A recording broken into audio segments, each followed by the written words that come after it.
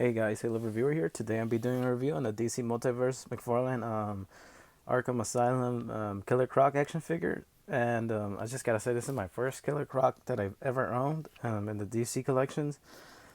Just because the first one that Mattel came out with, I just didn't really like that reptile version. It was too small. This is the version that I really like. The version from the Arkham games. He's also came out in the animation appearances like this.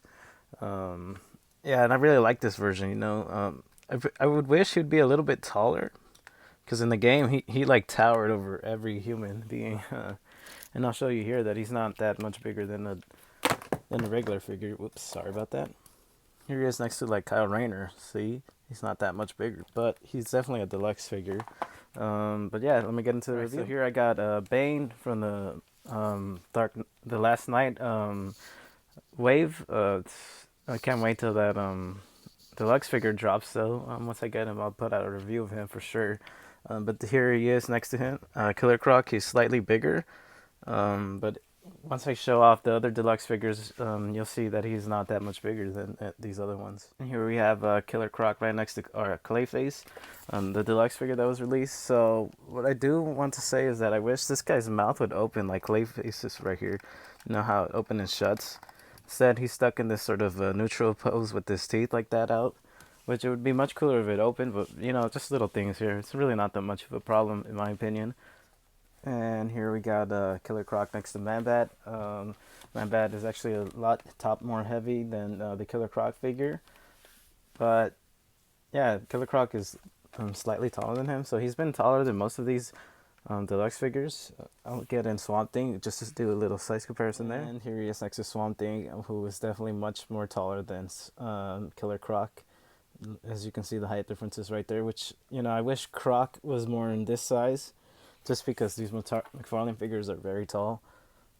See, I would like the size difference between here and him, between this Lantern and Swamp Thing, between Killer Croc and Batman. I'll show off Batman real quick. So here we got Batman between both figures. And yeah, there is a little bit of a height difference between Killer Croc and Batman, but I would much prefer the size difference was between Swamp Thing and Batman. That's how much I wanted the size difference between these two guys to be. Excuse me, but not everyone is perfect, and actually I don't mind this figure at all. Like I said, I really love this figure. And for a little last size comparison, here is the Clayface and Man-Bat deluxe figures next to the Killer Croc, and these are all the newest deluxe figure releases. So the next one I'm waiting for is actually Bane. Expect that review. Alright, so here's Killer Croc. Just get a little closer look at him.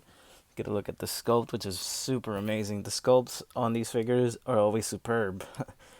that you can never deny, that the sculpt is always going to be a 10 out of 10. I really love the sculpt. Look at that, amazing. And like I said, this is my favorite version of Killer Croc. I like the more humanoid kind of version. Well, I guess he does look more lizardy than humanoid. And, he's big and beefy and tall. That's what I like about the Batman villains, when they're tall and big like that.